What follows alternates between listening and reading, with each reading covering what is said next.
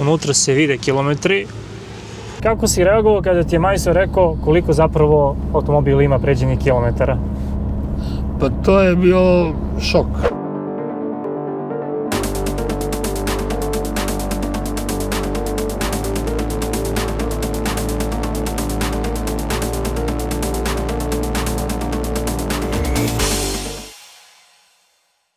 I dobrodošli još jednu autoanalizu, ja sam Nemanja, upravo sam krenuo u Leskovac gde me čeka jedan zanimljiv automobil. O čemu se radi? Pre 10 dana mi stigne poruka, kaže čovjek da posjeduje Mercedesa sa pređenih 1.000.000 kilometara. Uđem ja, ta poruka mi je odmah privukla pažnju, uđem mi tu neku priču, ja ga pitam šta, kako, kaže on da ga je kupio sa, barem da piše na satu, dakle nekih 320.000 kilometara, ali da je posle sa majstorom pomoću ozbiljne dijagnostike videli su dakle da motorni računar pokazuje da je auto prešao 1.000.000 kilometara.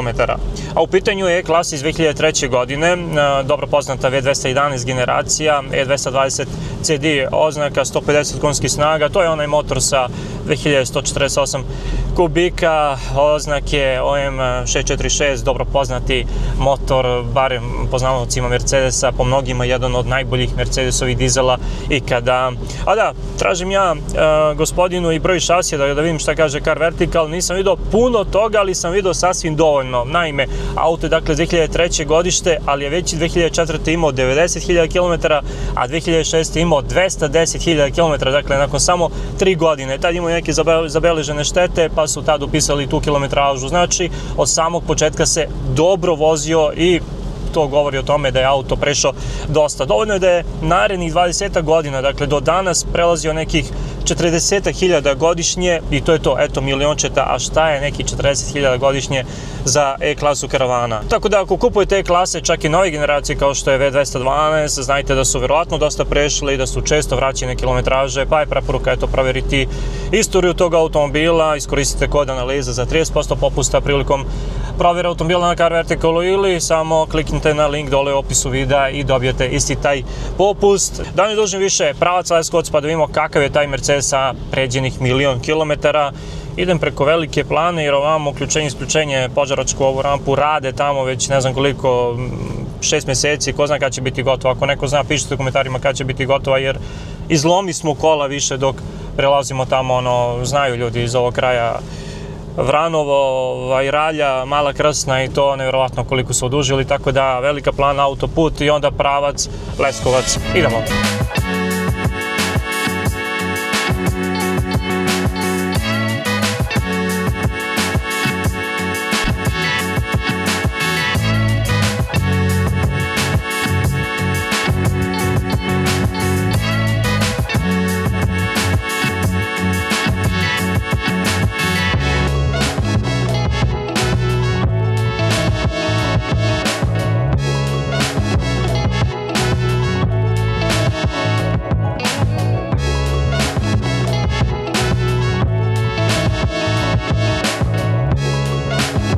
Evo me u Leskovcu, a evo je i ta E-klasa, dakle V211 u karavanskoj verziji. Znate da nisam neki ljubitelj karavana, ali nikako ne mogu da kažem da je Mercedes, dakle u ovoj generaciji E-klasa V211, nikako ne mogu da kažem da je ružan automobil, meni je lično dosta lepši nego prethodna V210 generacija. Da li ovako sada na prvu mogu da kažem da je ovaj automobil prešao 1.000.000 kilometara? Naravno da ne mogu, jer deluje manje više kao i svaka neka druga E-klasa iz ove generacije koju možemo da vidimo na ulici. Naravno ima tu tragova eksploatacije, vidi se da je auto vožen, znate ovaj automobil je star 23 godine i ne bi bilo normalno da nema nekih tragova, dakle vožnje, eksploatacije, vidi se da je prešao, ali nikad ne bih rekao da je prešao 1.000.000 kilometara. Koliko vidim, a i pričam sa vlasnikom, nema neke korozije na automobilu, a sad evo baš u priči sa vlasnikom spomenuo mi je da je ofarbo haubu, jer je hauba bila puna ovakvih ovih tačkica, znači kaže bila je 1000 tih tačkica, što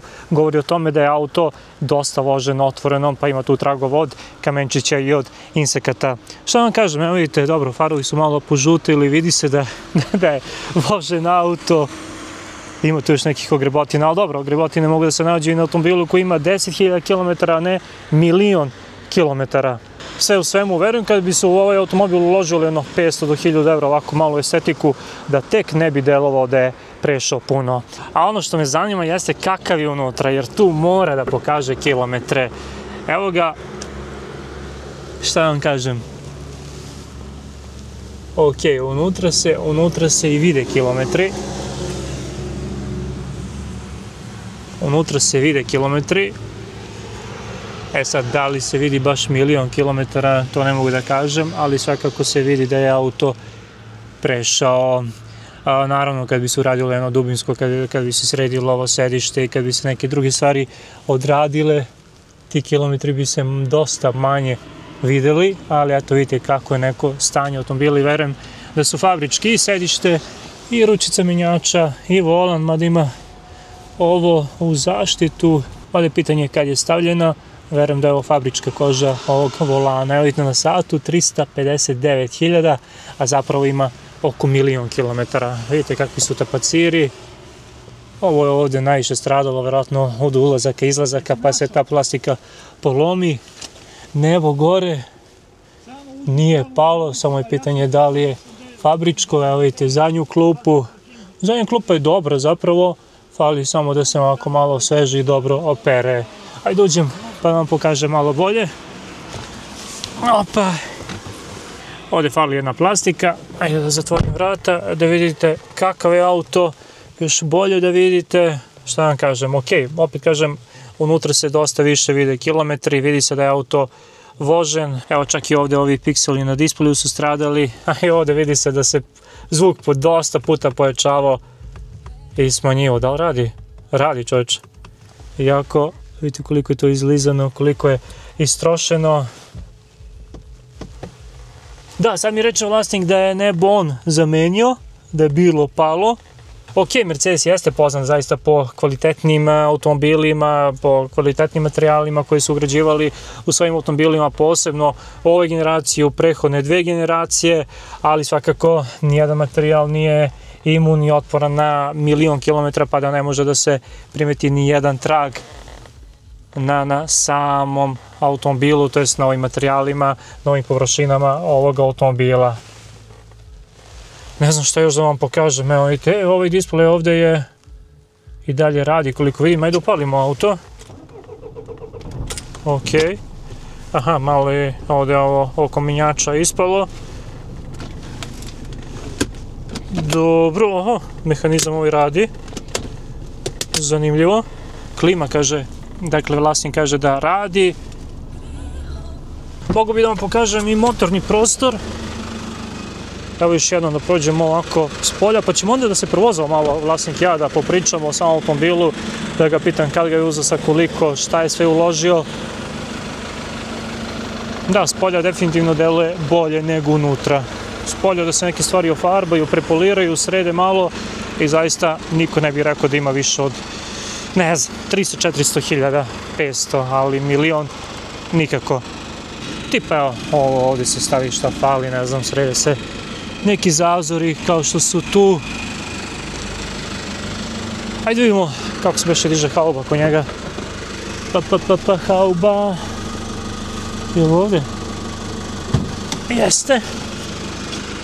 Evo ga, čujete kako radi, to je taj Mercedesov AM 646. Šta kažeš, poklopac? Pa ajde može. Tu su dizne.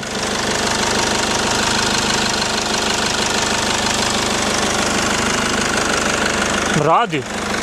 Bitno je da radi posle 1.000.000 kilometara, dakle 2148 kubika, neko kaže da je 2.1, neko, ja više volim da kažem da je 2.2 motor, ali to je taj, dakle, CD sa 150 konjskih snaga, po mnogima jedan od najboljih Mercedesovih dizela i zaista može mnogo da pređe. Taksisti se kunu ovaj automobil, ovaj motor, vole da ga voze jer lepo ide, lepo se vozi, a pritom ne troši puno i nije toliko, da kažemo, preskup za održavanje. Idemo mi da se provozamo malo pa da prenesemo utiske iz same vožnje. Evo me za volanom ovog automobila, tu je i vlasnik automobila pored mene. Lale, hvala ti još jednom što si se javio i što si predložio da snimimo ovaj automobil. Reci mi, imam par pitanja za tebe. Prvo pitanje jeste kad i sa koliko kilometara si ti kupio ovaj automobil? Ja sam ovaj automobil kupio pre 3,5 godine, možda i 4, sad recimo, sa 320.000 pređenih. pređenih. Reci mi, kada si ga kupio, da li ti je kilometraža bila sumnjiva i da li si odmah nakon kupovine imao nekih većih ulaganja?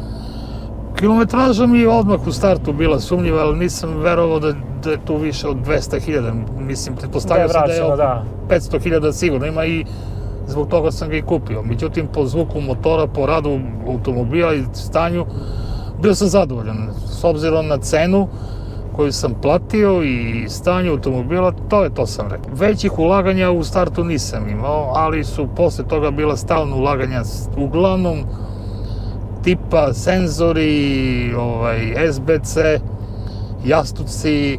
On ima jastuke pozadi, izvini, karvan imaju jastuke pozadi, da. I u suštini gume, felne i sad ulepšavanja i to sve, ali u motor, vešanje, ništa nisam radio na trap od kako sam ga kupio. Kako si ga kupio? Koliko si prešao od kako si kupio? Neki 50? 50.000 sam prešao. 50.000.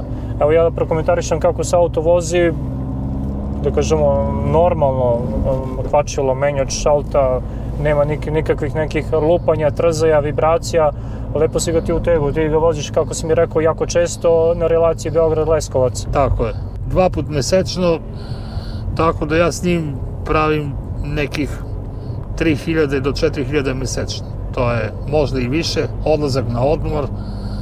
Mesečno, znači ti ćeš godišnje da nastaviš neki tempo od vjerojatno 40-50.000 godišnje. Tako je. Kako mu je potrošnja, recimo kad ideš do Beograda, autoput? Posle sređivanja Disney, potrošnja je od 5 do 6 litra na autoputu. Sve zavisi od brzine kojom ga vozim. Moja prosječna brzina na autoputu je 110-120 km. Smatram da auto sa ovom kilometražom ne bi trebalo da se vozi brže, razumem. Pa dobro, generalno je ovaj 2.1, 2.2, kako je ti šta? 2.2, ja kažem 2.2, vidim da mnogi kažu da je ovo 2.1 motor, ali čini ima preko 2100 kubika, meni je to već ono u 2.2 otišao. Poznat je po ekonomičnosti, po dugotrajnosti, 4 cilindra, 2148 kubika, ako hoćemo da budemo tačni, totalno rasterećen motor i motor koji se jako dobro pokazao. Potrošnja ulja je 0. Bukvalno na 1.000.000 kilometara da mi neko kaže da auto ne troši, ja ne bih verovao da nisam sam uverio. Uostalom, da je nešto loše, ja bih ga prodao još pre 3 godine. Koliko više ide ulja? 6,5 litara ide? 6,5 litara ulja ide. Stavili su dosta ulja Nemci da to dobro podmazuje, iako je 4 cilindra i malo preko 2000 kubika, nije ono standardno 4,5 litra. 6,5 litra i to nema merač za ulje. Nema? Nema merač za ulje, već to možeš da kontrolišeš ulje svakog jutra kad upališ, on ti pokaže u gram koliko imaš. Ja sam to proveravao, kako? Kad sam menjao ulje, recimo, majstoru kažem, ispusti mi 3 litra pa zatvori čep. Što? Kaže, tako da vidim nešto. Ja onda dam kontakt, pogledam i onda ako je on meni ispustio 3 litra, 6,5 litra je gore u njemu, ja znači moram da imam u njemu 3,5 litra. Tačno. Uključim, pogledam, jer možda ta sonda koja meri može da bude neispravna i da budeš u velikom problemu. Točno. Znaš što me zanima, kako si reagovao kada ti je majstor rekao koliko zapravo automobil ima pređenih kilometara? Pa to je bio šok. Šok u pravom broju 1.000.000 kilometara da kupiš auto, pa to u crtanim filmovima. 999, 998, je li tako? Tako je. Ono što je jako bitno naglasiti, u pitanju motorni računar koji nije ograničen na 6 cifara, odnosno na 999, 999, je li tako? Tako je, ide si na 1.000.000. Ide i preko, može. Sat je ograničen na 6, dakle ovde, dakle može 999, 999 najviše da pokaže, ali motorni može i preko. Dakle, da nije, to je pravo i šta si mu ti rekao, mogu još ta 2 km da pređe da zaokruži 1.000.000. To nekom drugom prilikom kad budeš išao kod njega.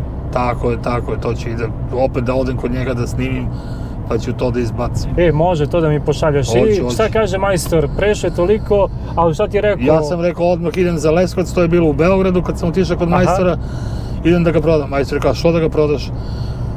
Pa šta, ali te on tebe služi, a to je bilo poslije nekih pređenih 10.000 koje sam već vozio. Već si stekao neko poverenje u auto. Neko poverenje u auto si stekao, ne kvari se, ide dobro, radi dobro, ne troši ulje, sve vidio. A kaže, hoćeš opet da kupiš neki, kaže, sa 600.000, ajde, 400.000 manje ćeš da uzmeš, a koji će motor da bude u mnogo gorem stanju nego što je ovaj. Tačno, i ko zna kako je vožen i sve, da. I on mi kaže, ne gledaj, kaže, motor, ne gledaj auto, ne gledaj motor, nego gledaj stanje motora, a ne koliko je prešao. Normalno, ja sam posle toga vozio još neko vreme, dok nisam ukapirao da stvarno nema potrebe da se menja bilo šta. I posle toga sam prošao još 40.000. I koliko planiraš da prođeš? Ne znam, nemam više pravilo. Mislim da ovaj auto možda ide u 1,5 miliona kilometara. Ma sigurno. Održavanje je najbitnija stvar kod njega, ulje. Kad ga budeš prodavao, šta ćeš da napišeš u oglasu? Koliko je auto prišao? Gde mogu da napiše, to neće niko da ga kupi. Neće niko da kupi. Vidi, evo ja sad provozao sam sigurno koliko smo se provozali, na 10 km, auto se vozi normalno, fino, mislim ovo je ipak E-klasa, koliko god je prošlo, osjeti se ta klasa, da kažemo, automobil višeg segmenta i osjeti se da je auto udoban, komforan, okruženi ste dobrim materijalima, iako ovdje u unutrašnjosti, kao što sam rekao, primeti se ta... Treba sređivanje. Treba, pre svega jedno dobro dubinsko, dobro da se očisti auto i da se možda malo nešto zameni, promeni, Tako je, treba to malo, ali nisam imao vremena. I onda bi drugačije to sve bilo. Eto i čak i ta fiokica radi. Lale, hvala ti još jednom na pozivu i na gostoprimstvu. Uvijek volim da dođem ovdje u Leskovac. Ljubazni, gostoprimljivi ljudi, dobra hrana, isto. Pa trebali bi da odemo negdje sad. Trebali bismo da odemo na jednu dobru pljeskavicu, kvalitetnu. Gurmansku, dobru, nećeš da pogrešiš. Pljeskavicu volim, tako da bi mogli da odemo negdje. Eto ljudi, nadam se da vam se svidio klip, video, pišite u komentarima šta vi mislite o automobilu, o velikim kilometražama, da li ste vi imali neka slična iskustva, pa se vidimo uskoro sa nekim novim videom. Pozdrav od meni Laleta, pozdrav iz Leskovca.